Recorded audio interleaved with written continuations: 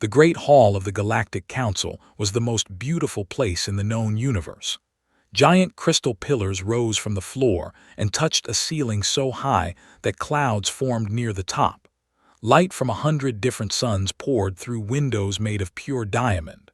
The floor was smooth as glass and reflected the images of the beings who walked upon it. For 12,000 years, this hall had been the center of galactic power. Here, the elder races made decisions that shaped the lives of trillions.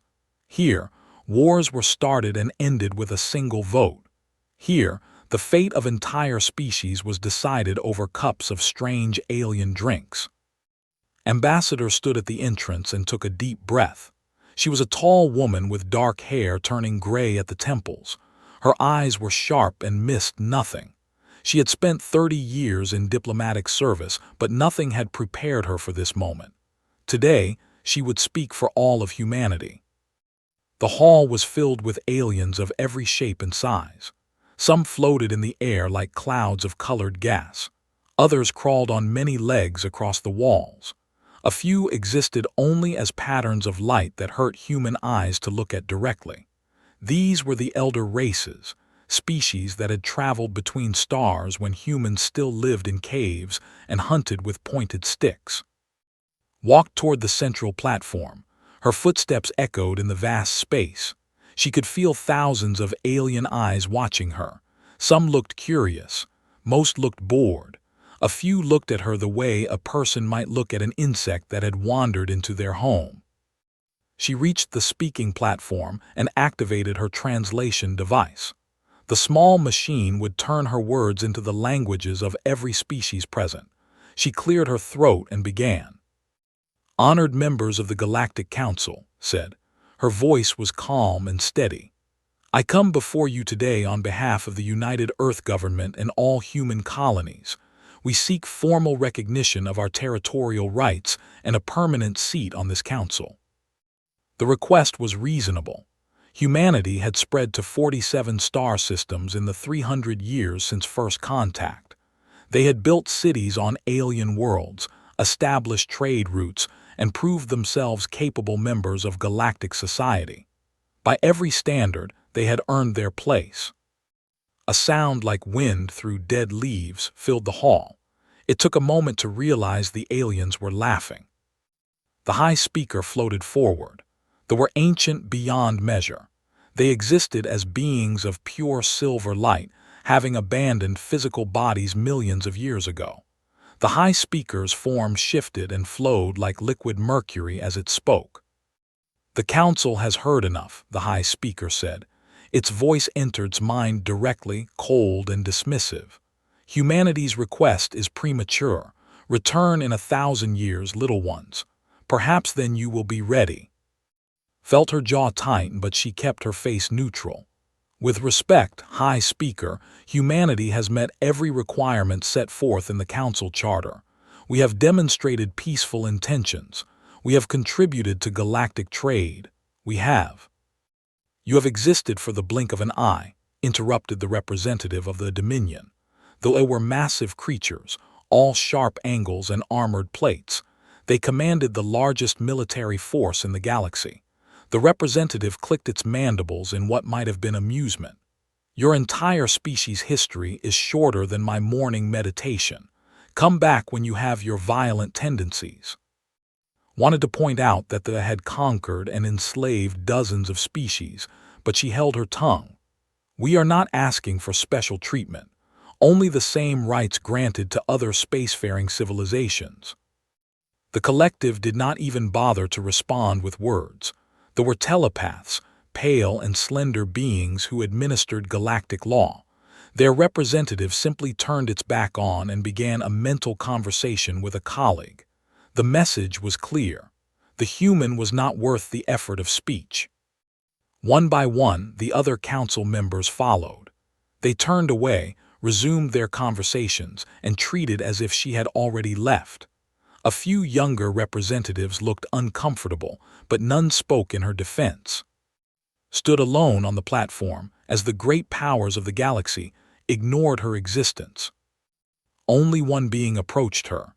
Ambassador X of the was a reptilian creature covered in emerald scales. His people were scholars and historians, respected but not powerful. He stopped beside and spoke quietly. "You must understand," X said. His voice was gentle. "To them, you are mayflies arguing for a seat at an immortal's table. They have watched 10,000 species rise and fall. To them, humanity is a temporary thing. Here today, extinct tomorrow.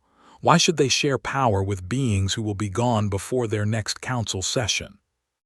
Looked at the alien. His yellow eyes held something like sympathy, perhaps even respect. "Thank you for your honesty, Ambassador," she said. "I mean no offense. I have studied your species. You are remarkable in many ways, but the Council does not change. It has not changed in 12,000 years. It will not change for you." Nodded slowly. She gathered her documents from the podium. Her movements were calm and unhurried. Anyone watching would have thought she was simply a diplomat accepting a minor setback. But inside, a cold fire burned. She pulled out a small communication device and typed a single coded phrase. The message traveled at faster-than-light speed to Earth, to the 47 colony worlds, to every human ship and station across known space. 6 words that would change everything. Prometheus Protocol, immediate effect. Put the device away and looked at X one last time. "You said the Council does not change," she said. "You may be right, but you should know something about humans, Ambassador. We do not beg, we do not crawl, and we do not forget." She walked out of the great hall without looking back. Within 1 hour, the human embassy on Nexus Prime stood empty. The staff had left so quickly that cups of coffee still steamed on desks. Doors stood open. Computer screens displayed the same message in 100 languages. "All human personnel have been recalled. This facility is permanently closed." Within 6 hours, the pattern repeated across the galaxy. Every human diplomat, every trader, every scientist, every tourist vanished from Council space. Ships that had been docked at alien stations launched without warning. Communication channels that had buzzed with human voices went silent. Within 1 day, it was as if humanity had never existed. The Council barely noticed. The High Speaker made a joke about children running home to their parents. The representative said they would return begging for scraps within a month. The simply erased humans from their immediate thoughts, focusing on matters they considered important. Only X felt uneasy. He returned to his quarters and pulled up everything his people had recorded about humanity. He read about their wars, their struggles, their impossible survival against odds that should have destroyed them 100 times over. He read about a species that had split the atom, walked on their moon, and reached for the stars not because it was easy, but because they refused to accept limits. And he read about something humans called strategic withdrawal. The records showed that throughout their history, humans sometimes retreated from battles they could have won. They fell back, regrouped, and returned stronger than before. X stared at his screen for a long time. "What are you planning?" he whispered to the empty room. The galaxy would soon find out, and when it did, nothing would ever be the same again. The first week after humanity's departure passed without concern. The Galactic Council continued its work as it had for thousands of years. Trade agreements were signed. Border disputes were settled. The great machine of galactic civilization turned on without pause. When human matters were mentioned at all, it was as a joke. The High Speaker compared humanity to a pet that had wandered off and would soon return, hungry and humble. The military commanders laughed about the great human threat that had packed up and run away at the first sign of difficulty. Life continued as normal, almost. Small things began to change during the second week. At the great trading station of Hal, merchants noticed that certain goods had disappeared from the markets. Human coffee, that strange bitter drink that had become surprisingly popular among several species, was no longer available. Neither was human music, those odd rhythmic sounds that some aliens found strangely pleasing. Human medicines, which had proven effective for treating diseases across multiple species, vanished from medical suppliers. Prices rose, substitutes were found, no one panicked. These were small inconveniences, nothing more. But the inconveniences grew. Human ships had served as neutral carriers for cargo between species that did not trust each other. Without them, goods piled up at ports. Delivery times doubled, then tripled. A minor economic adjustment, the Council said, temporary difficulties that would resolve themselves. Then the collective reported something troubling. They could sense minds across vast distances. Their telepathic abilities had made them the perfect administrators of galactic law. They could detect lies, read intentions, and monitor threats across entire star systems.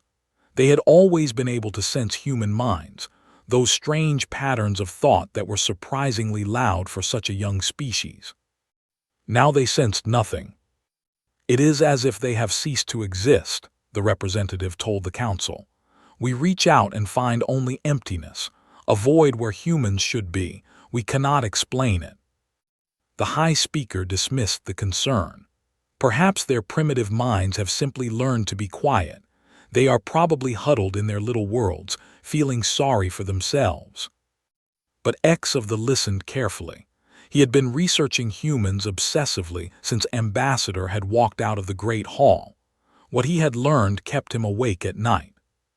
He stood and addressed the Council. "I believe we should send a diplomatic mission to human space, a gesture of goodwill, to ensure there are no misunderstandings." Laughter rippled through the hall. "Goodwill," the representative clicked. "We do not send goodwill to insects that have forgotten their place. Let them starve in silence. They will come crawling back soon enough." X sat down. He had expected this response, but he had needed to try. That night, he contacted his government and requested access to long-range observation systems. There were scholars, not warriors, but they maintained excellent surveillance networks for research purposes. X pointed these systems toward human space. What he found made his blood run cold.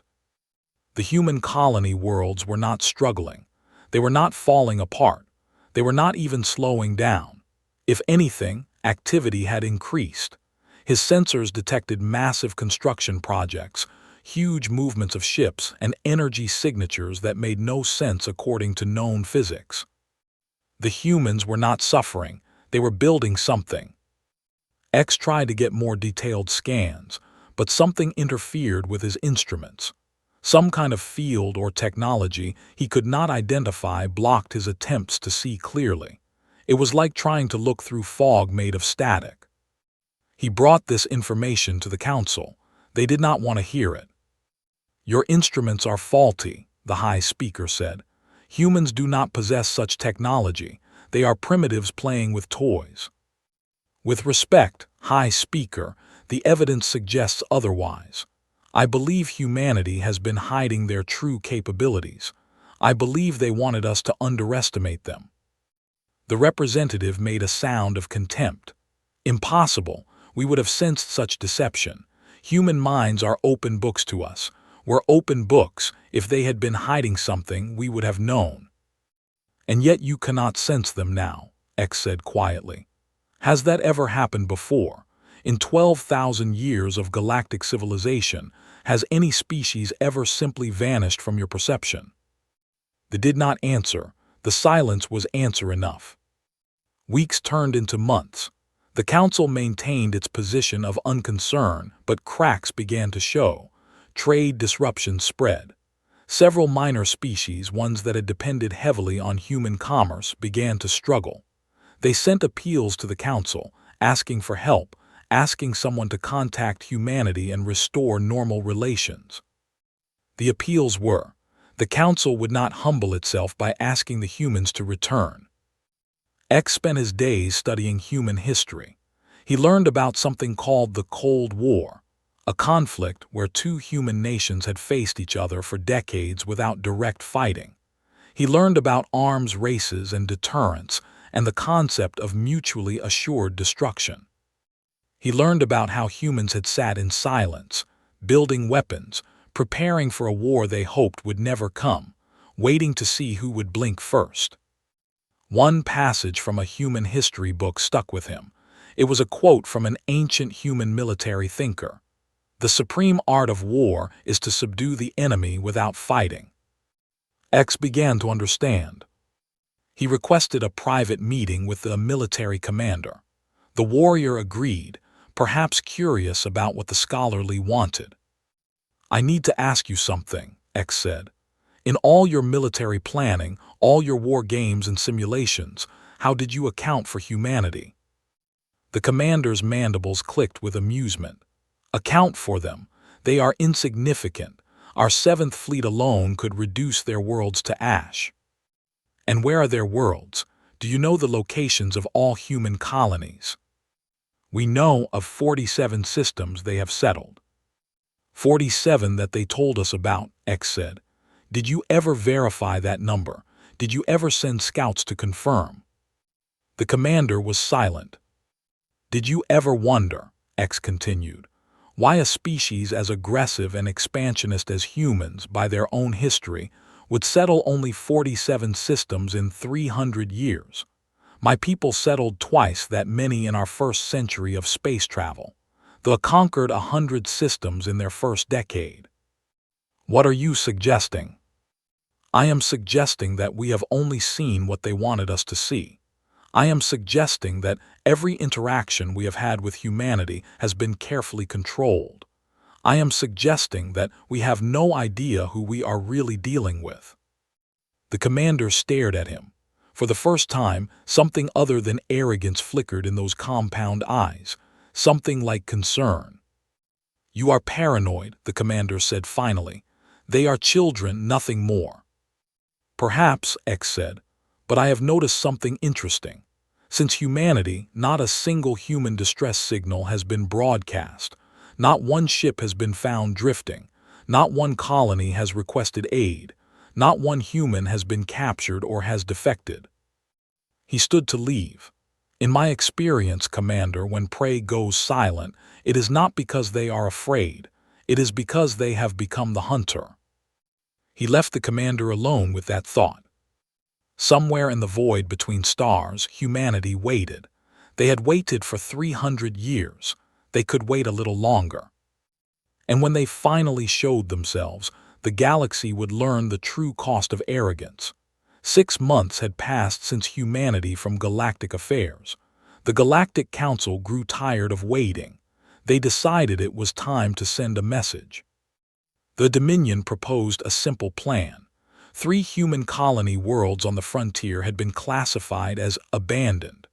They sat on rich deposits of rare minerals that the Council wanted. They would claim these worlds, establish military bases, and remind the galaxy who held real power. "The humans left," the representative said to the Council. "Abandoned property belongs to whoever takes it. This is the law." The law was whatever the strong said it was. Everyone knew this. No one objected.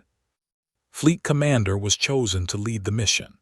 He was a veteran of 100 campaigns, a warrior who had crushed rebellions and conquered worlds for longer than humanity had existed as a species. He commanded the 7th Fleet, 800 warships that represented the pride of a military power. Was not worried about humans. He had studied them as he studied all potential enemies. They were clever, yes, aggressive, certainly, but they were young and weak. Their technology was primitive. Their fleet was small. This mission would be easy. His fleet gathered at the edge of Council space. 800 vessels of black chitin and gleaming metal, armed with weapons that could crack planets open like eggs. Soldiers by the millions waited in their holds, ready to claim new territory for the Dominion. Gave the order, the fleet jumped to faster-than-light speed. They emerged in the 442 system, home to one of the abandoned human colonies. Expected to find empty stations and silent cities. He expected to find a world waiting to be taken. He found something else entirely. The tactical display on his bridge lit up with contacts, hundreds of them, thousands of them. Ships of a design he had never seen before filled the space around the colony world. They hung in perfect formation, silent and dark, like a wall of steel between his fleet and the planet. Leaned forward in his command chair. Identify those vessels. His officers worked frantically. Unknown design, Commander. Energy signatures do not match any known species. Hull composition is. We cannot identify the alloy. Weapons systems are. The officer stopped speaking. His mandibles hung open. Weapon systems are what? Demanded. Commander, these readings cannot be correct. The instruments must be damaged. Rose and walked to the tactical station himself. He looked at the data. His warrior's body, which had never known true fear, began to tremble. Each of those ships was armed with weapons that should not exist. Power cores that generated more energy than a science said was possible. Shield systems that operated on principles his best scientists could not understand. And the ships themselves moved with a precision that suggested either perfect computer control or pilots who had trained for centuries. This was not a defensive force. This was a battle fleet capable of destroying everything they had ever built. And they had appeared from nowhere. Communications, said, fighting to keep his voice steady. Hail those vessels. Static filled the channel for a long moment. Then a human voice spoke. Calm, cold, patient. A seventh fleet. You have entered sovereign human territory. State your intentions. Chose his words carefully. We were informed this system had been abandoned. We came to offer humanitarian assistance to any remaining colonists. The silence that followed was worse than any threat. We both know that is not true, the human voice said. You came to take what is not yours. You came because you thought we were weak. You thought wrong. The human fleet did not move, did not advance, did not charge weapons. They simply waited, watching, patient as stone. Had commanded warships for 300 years. He had faced enemies that outnumbered him 10-1. He had fought battles that lasted months, but he had never felt what he felt now. He was not afraid of dying. He was afraid of something worse. He was afraid of being completely, utterly wrong about everything he thought he knew. Commander, his tactical officer whispered, orders. Looked at his fleet, 800 of the finest warships in the galaxy. He looked at the human formation, thousands of vessels that made his own look like toys. He calculated odds. He considered outcomes. He thought about the millions of soldiers who would die if he gave the order to attack. He made his decision. All ships reverse course. We are returning to Council space. The Seventh Fleet retreated. 800 warships turned and ran from an enemy that had not fired a single shot. It was the first time in history that a major fleet had withdrawn without battle. When the reports reached Nexus Prime, the Council reacted with disbelief. The High Speaker accused of cowardice. The Dominion demanded an investigation. How could their greatest fleet be turned back by mere humans? Then the sensor data arrived. The Council viewed the recordings from its flagship. They saw the human ships. They saw the energy readings. They saw the weapons analysis. The Great Hall fell silent. This is impossible, the High Speaker finally said. Humans do not possess this technology. They cannot possess this technology. It would take to develop such capabilities. X stepped forward. He had been waiting for this moment. Unless they already had it, unless they have been lying to us since first contact. The Council turned to look at him. I have spent months studying humanity, X continued. I have searched for answers to questions that troubled me. I believe I understand what has happened. He activated a display that showed human space.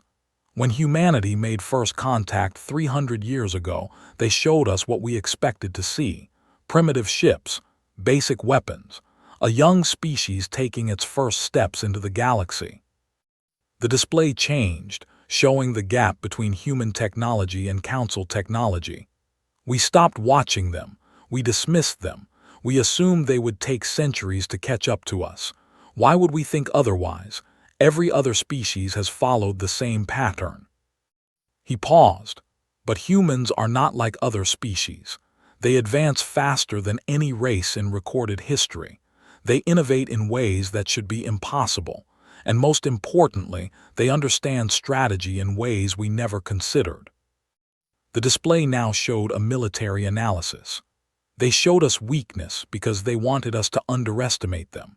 They hid their true power because they knew we would try to destroy them if we saw them as a threat. They let us laugh at them while they built a fleet capable of challenging the entire council. The representative clicked his mandibles angrily. "You are saying the humans tricked us, that they have been planning this for 300 years. "I am saying," X replied, "that we never knew who we were dealing with. We saw children. They were soldiers wearing masks, and now the masks are off." The council erupted into chaos. Arguments filled the great hall. Accusations flew. Fear and anger mixed into something dangerous. But one question hung over everything, unspoken but impossible to ignore. If humanity had been hiding this much power for this long, what else were they hiding? And what were they going to do next? In the void between stars, the human fleet remained at their posts. They had revealed themselves, but only partially. There was more to come, much more. And the galaxy was about to learn that this was not a game humanity had started, but it would be one they would finish. Fear spread through council space like a disease. The story of the Seventh Fleet traveled faster than light, growing with each telling. 800 warships turned back without a fight. The humans had weapons beyond understanding. The humans had been lying for 300 years. The elder races reacted with anger. They demanded immediate action. A coalition must be formed to destroy humanity before they grew stronger. They agreed, eager to restore their wounded pride. War councils were called. Fleets began to gather. But then humanity made its next move. Human diplomats appeared without warning at the capitals of 18 different species. Not council members, not the great powers. These were the younger races, the forgotten ones, the species that existed in the shadow of the elder civilizations. They had names that council members rarely bothered to learn. They had been conquered, exploited, and ignored for thousands of years. Ambassador herself led the diplomatic mission to the collective, a species of gentle giants who had been forced to serve as laborers for 100 generations. She met with their leaders in a hidden location, far from a surveillance. "We know what was done to your people," said. "We know about the mines where your children work until they die. We know about the quotas that starve your colonies. We know the call you livestock." The elder, a creature 3 times height with sad eyes the color of ancient amber, listened in silence. "We cannot undo the past," continued, "but we can offer you a future. Join with humanity, join with others like you. Together we can build something better." The same conversation happened 18 times across the galaxy. Human diplomats met with the who had been subjects of the Four. They met with the whose they had claimed through legal manipulation. They met with the, and a dozen other species who had suffered under council rule. To each, humanity offered the same thing: alliance, protection, and respect, not as servants or subordinates but as equals, partners in building a new order. Within weeks, humanity had assembled a coalition that shocked the galaxy. But the humans were not finished.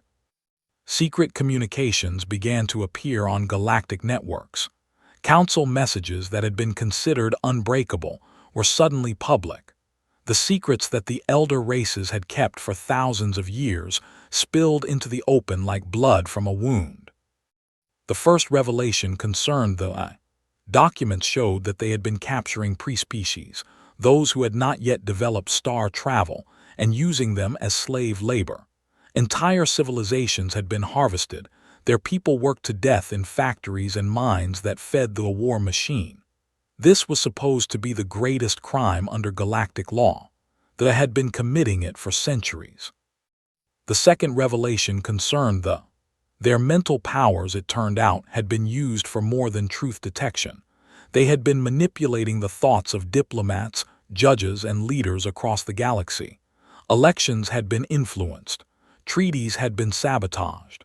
They had shaped history itself to serve their interests.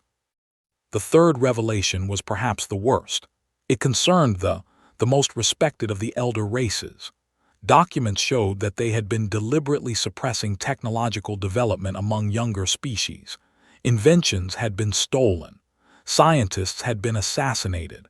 Entire fields of research had been forbidden. They wanted to remain superior, and they had crushed anyone who threatened that superiority. The galactic networks exploded. Species that had bowed to the Council for thousands of years suddenly saw their masters for what they were. The careful lies that had held civilization together began to crumble. The Council tried to deny everything. They claimed the documents were false, created by human propaganda machines. But the evidence was too detailed, too specific, too damning. And the humans had been clever. They had released information that affected species across the entire galaxy. Everyone had a reason to believe. Protests erupted on 100 worlds. The laborers put down their tools and refused to work. They closed their borders to ships. They filed lawsuits that would have been impossible a month before. And through it all, humanity had not fired a single shot. Ambassador broadcast a message to every corner of the galaxy. Her face appeared on screens from core worlds to distant frontier stations. For 12,000 years, she said, the Galactic Council has claimed to represent peace and order, but there has been no peace for the conquered, no order except the order of the strong crushing the weak. Humanity came to the stars seeking partnership. We were laughed at, dismissed, treated as less than nothing. Her expression hardened. So we found others who had been treated the same way. We found the forgotten, the exploited, the silenced. We showed them they were not alone. The Council called us children. Perhaps we are. But children eventually grow up. And when they do, they remember who treated them with kindness and who treated them with contempt. She paused, letting her words sink in. Humanity does not seek war. We never did, but we will not be slaves. We will not be dismissed. And we will not allow others to suffer as we almost did. The Council had 12,000 years to build something just. They built an empire of fear instead. That empire is falling, and nothing can stop it. The transmission ended. On Nexus Prime, the Great Hall of the Galactic Council was nearly empty. The High Speaker floated alone, watching the reports come in. Alliance after alliance crumbled. Species that had been loyal were now refusing Council authority. The military forces they had counted on were stretched thin, dealing with uprisings and rebellions across dozens of systems. The High Speaker had lived for millions of years. It had seen empires rise and fall, species come and go, stars born and die.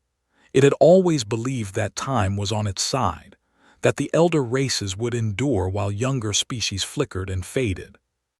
Now, for the first time, the High Speaker felt something it had not experienced in a very long time: doubt. X of the entered the hall. He looked at the ancient being of silver light and felt pity. The humans have requested a meeting, X said. They wish to discuss terms.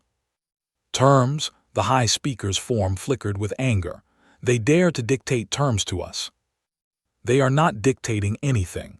They are offering a choice, a new alliance, a new structure for galactic civilization, one where every species has a voice. And if we refuse? X was silent for a moment. Then they will build it without us. And in 100 years, perhaps 1,000, the Council will be a memory, a cautionary tale that young species tell their children about the dangers of arrogance. The High Speaker said nothing.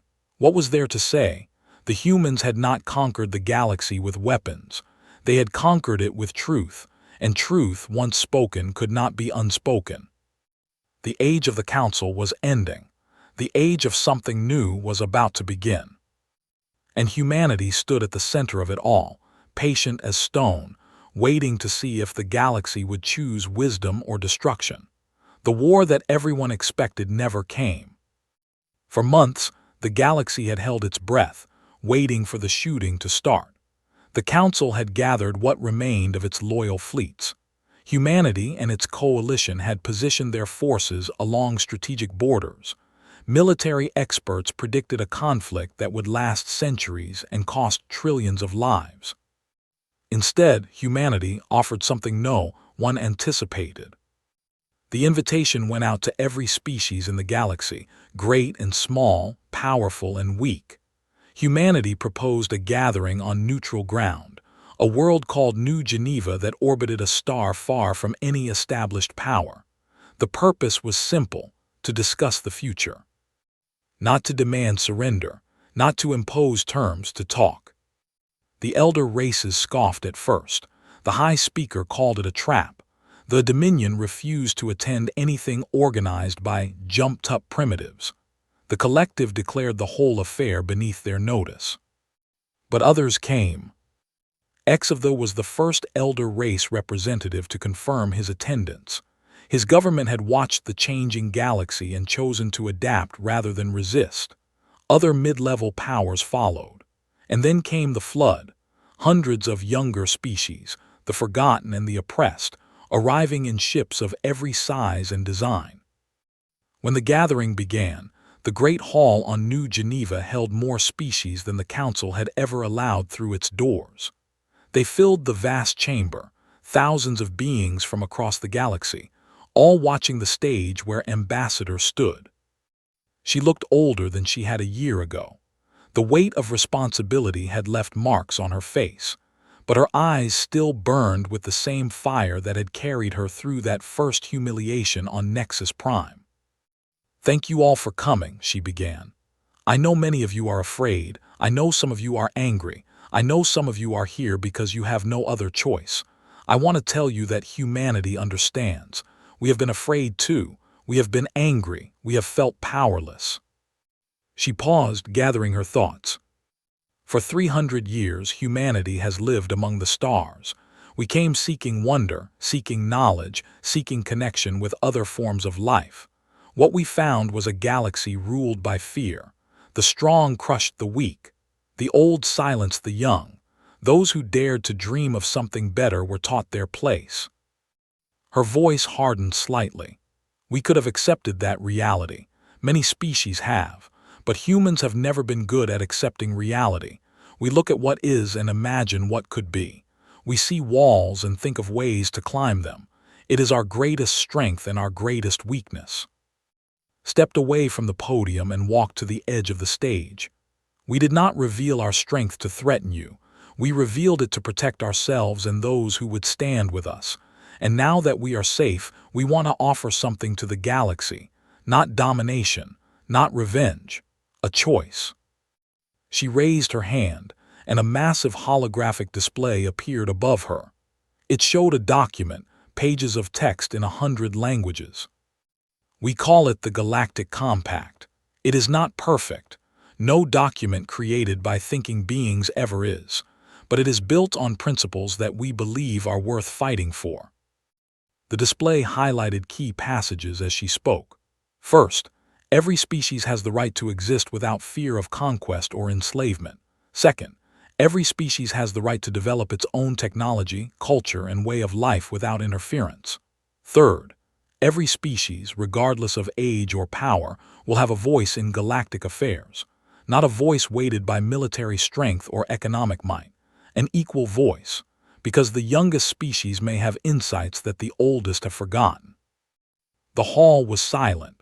Thousands of beings listened, many of them hearing such words for the first time in their existence.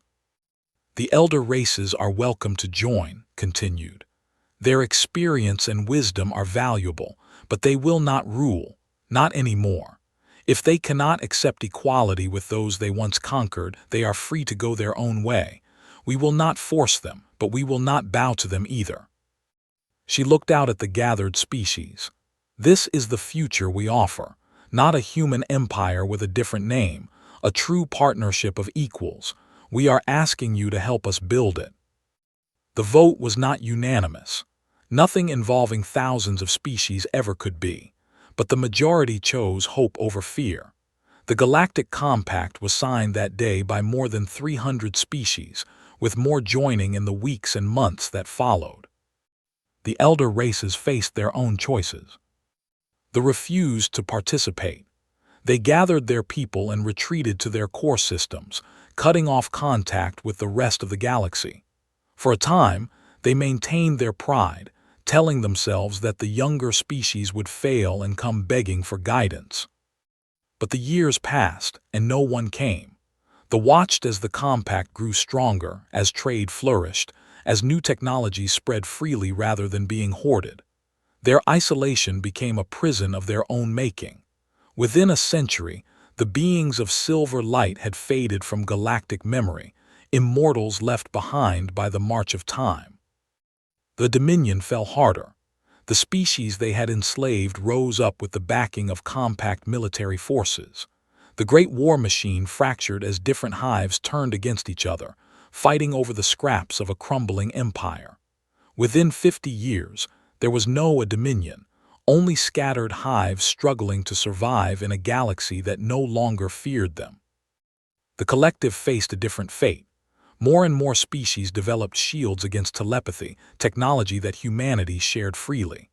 Unable to read minds, unable to manipulate thoughts, they found themselves lost.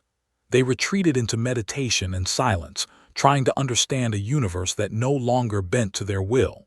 Some eventually emerged, humbled, and asked to join the compact as ordinary members. They were welcomed without judgment. Only the scholars who had watched and warned made the transition peacefully. X became a senior advisor to the Compact Council, his wisdom helping to bridge the gap between old ways and new.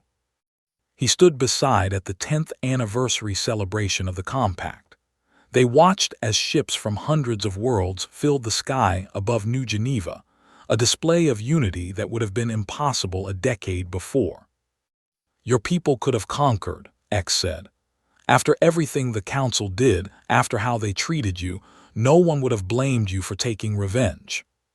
Smiled. She was older now, her hair fully gray, but her eyes still held that fire. "That is what the council would have done. That is why we had to be different." She watched a group of young beings from a dozen species playing together in a nearby park. Children who would grow up knowing that the galaxy could be fair, that strength did not give the right to cruelty, that every voice mattered. "We did not come to the stars to become the monsters we had," said. "We came to find family." X considered this for a long moment. "The council called you children," he said finally. We still are in some ways. Children grow up. The question is what kind of adults we choose to become." She looked at her old friend. "We chose to be the adults we wished we had found when we first reached for the stars." Above them, the ships of 100 worlds hung in peaceful orbit. The first generation of a galaxy no longer ruled by fear. The Galactic Council was gone. In its place stood something new, something fragile, something that would require constant work to maintain. But for the first time in 12,000 years, every species in the galaxy could look up at the stars and know that they belonged there, not as servants, not as subjects, as equals. Humanity had found their place among the stars. Not through conquest, not through fear. Through choice, through hope, through the simple belief that tomorrow could be better than today. And that was enough.